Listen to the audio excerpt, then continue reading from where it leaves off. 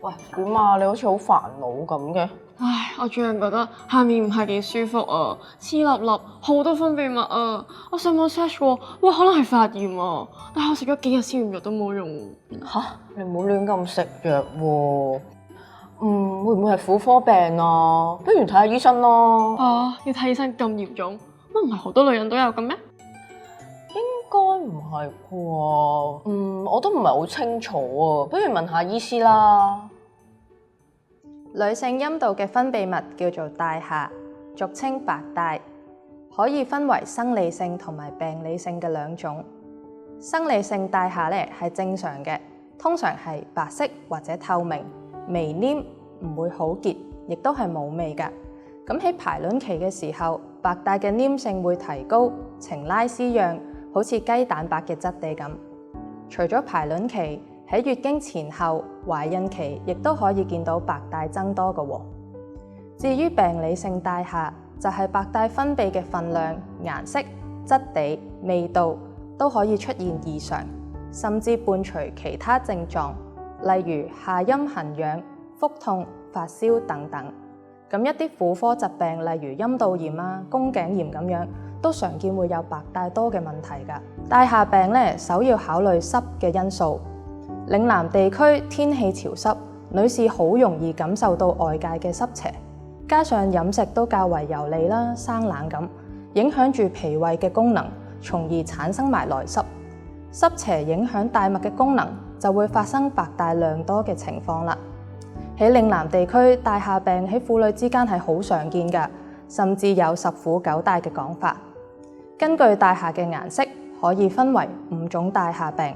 白色嘅帶下叫做白帶，多數屬於脾虛濕性；黃色帶下叫做黃帶，質地黏稠，帶有腥臭味道，通常由脾虛濕困做基礎，濕鬱化熱而變成濕熱。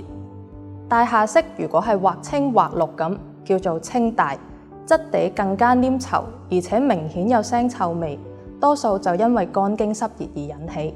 如果月經期以外見到紅白夾雜嘅分泌，似血又唔係血和，就叫做赤帶啦。可以係由肝經鬱火較為熾盛，亦都可以係陰虛內熱所導致嘅。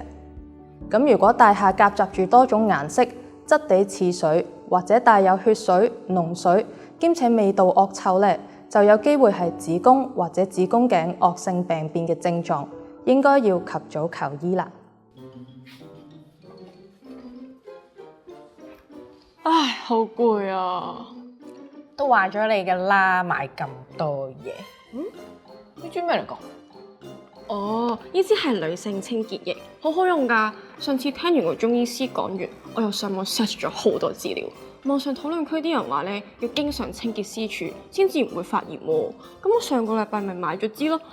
話唔快用咗半支啦，所以而家咪買多支咯。咁快用晒，會唔會用得太多啊？洗多啲，乾淨啲，咁咪唔會有帶下病咯。你都快啲買翻支啦，防患於未然啊！你唔好成日信埋網上面嗰啲嘢啦，過度清洗係會影響陰道嘅酸鹼度㗎，而且係減低咗抵抗力，更加容易發炎添啊！係咩？我仲以為洗得越多越好添，好彩你話俾我知咋。有帶下病嘅女士要注意以下幾點：第一，注意衛生，保持外陰清潔乾爽，但係唔好過度使用清潔用品去清洗啊，因為咧依賴清潔液會減弱身體嘅抵抗力。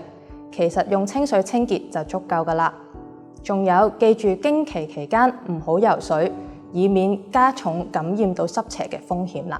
第二，要保持情志舒暢，因為思慮過多會傷脾，鬱怒就會引動肝氣逆亂，兩者都會加重帶下病嘅病情㗎。咁喺嶺南地區，因為天氣較潮濕啦，婦女咧更加要培養規律嘅運動習慣，令到身體可以透過出汗去排濕嘅。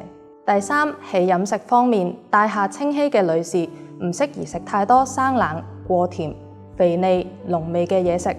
平時可以進食一啲健脾益氣嘅食材，例如用淮山、蓮子、慈實、扁豆等等。咁帶下顏色比較黃、比較黏嘅女士咧，就要食少啲辛醋、煎炸、濃味嘅嘢食，以免產生濕熱，反而可以食有利清理濕熱嘅食物。例如赤小豆、薏米，土茯苓等，亦都可以搭配白果嚟到收斂子帶嘅。以下介紹一款又簡單又有效嘅食療俾大廈多嘅女士。呢款食療叫做意薏仁粥，材料有意薏仁30克、白果10克、蓮子30克同埋適量嘅米。將以上材料咧連同白米煮成粥就可以食用㗎喇。呢款食療適用於脾虛型嘅大廈病，即係大廈顏色係白色、質地黏稠而且量多，伴有疲倦啦、大便黏溏、胃脹不適等等症狀。不過孕婦咧係唔適宜食用㗎。當大廈情況改善之後，仍然可以持續食用1至2週去到鞏固療效嘅。